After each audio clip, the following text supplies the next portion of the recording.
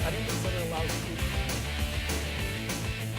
All right, welcome back. The Calgary topic's still pretty hot right now, but we're going to switch over to baseball now. St. Louis Cardinals, your World Series champions. Is this one of the best World Series that you've seen all time, especially that Game 6? That was unreal. Game 6 was great. It was one of those things where you watch and you're seeing Josh Hamilton, in the 10th inning, hit the 2-run shot. You're like, oh, this is over. But that and then Game David 6 Freese so comes, brutal. doubles, Yeah. tie it up. Triple, yeah. And next thing you know, it's comes up in the 11th and hits the walk-off game-winning home run. And there's so many errors at the beginning of the game. Oh, You weren't even going to expect something like this. Yeah. Another thing was Nelson Cruz, when Freese did hit that triple, do you think he kind of gave up on that play? Well, I think he thought the wall was right there. I think he thought the wall was closer. But in a World Series Game 6 with 1 out and you win it, is that 2 one outs, pitch. one pitch away?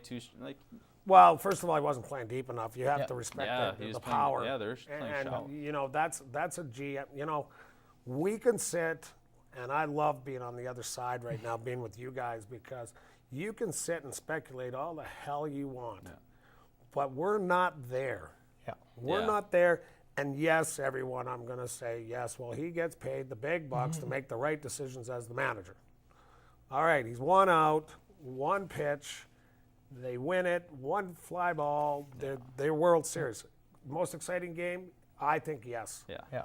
But the pressure that those players are under, and that's what made it to come up and hit those continuously. Yeah. 1 inning, they're up, down, and you can back again. You can just see the pressure too by how many errors were in the game. Yeah. Game 7 was just an anticlimax. You knew Game 6 usually are better than Game 7. And it was one of those things where you knew I had a feeling right away that it's like St. Louis came back, had all the momentum.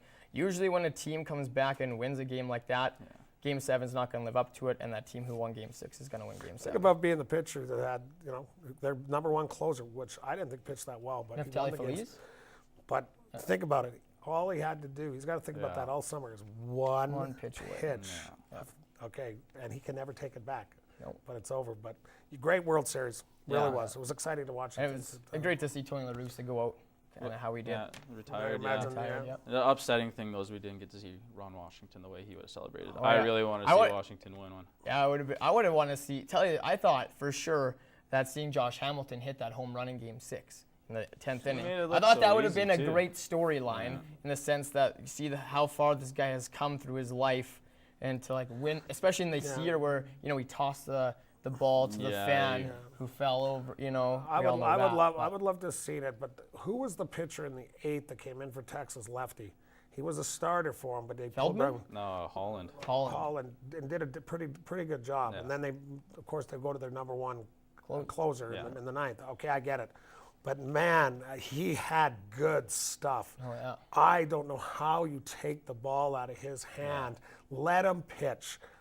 Start the 9th. Okay, I'm not a manager, but he was going. Yeah. And then all of a sudden they pull him, and it was all right. Yeah, I guess we can all ifs, ands, and buts. But I thought if they left him in, they win.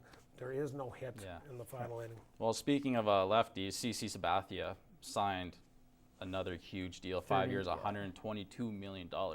Is he really worth that much? Is anyone really worth that much? That's a lot of money.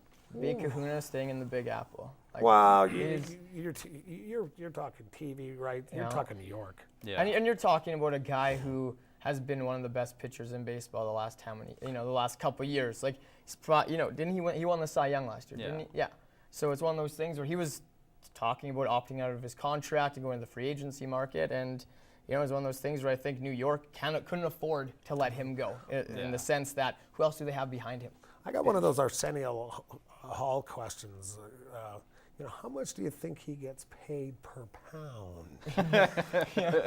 Because that could be the nicest guy in the world, but that's a chunk. Oh, exactly. I mean, and you know what? I always laugh because how can you be an athlete and be that big, be that size, and have size 52 pants? I mean, I'm kidding. I mean, but you know what? He's a hell of a pitcher. I'm just making fun of it.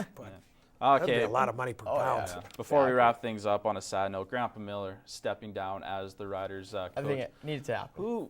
He's pretty old, but who fills in? The Greg Marshall thing But it was completely blew up. I think it was one of those things where Ken Miller was still there. Like, I think it's with any program when you have a winning, a successful, couple seasons, and you have somebody behind your back, kind of, you're under the microscope. I think Greg Marshall didn't get the full experience where he felt like it was his team. Yeah, but to take a look at what's going to happen now, Strick. I know, but he's gone. No, you got Tony La Russa stepping down. So what are you going to say to the manager who walks in? No, Boy, but you got big shoes to fill. But Ken Miller was still with the program. He was in charge of. Well, I better guarantee you La Russa will be too. My point I'm trying to say to you is that if somebody offered me that job, I could, hey, Ken Miller, I'm a fan of yours. But now I've got to go. Yes, is there pressure?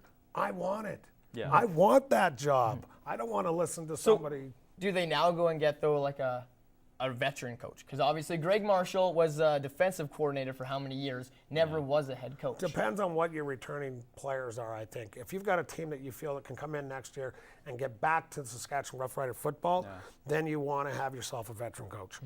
If not, and you want to, you're never rebuilding. They're never going to say it. But if you don't think you have that team yet, you got to get some, make some moves. Yeah. Well, then you bring in maybe a second, third year coach with a little bit of experience.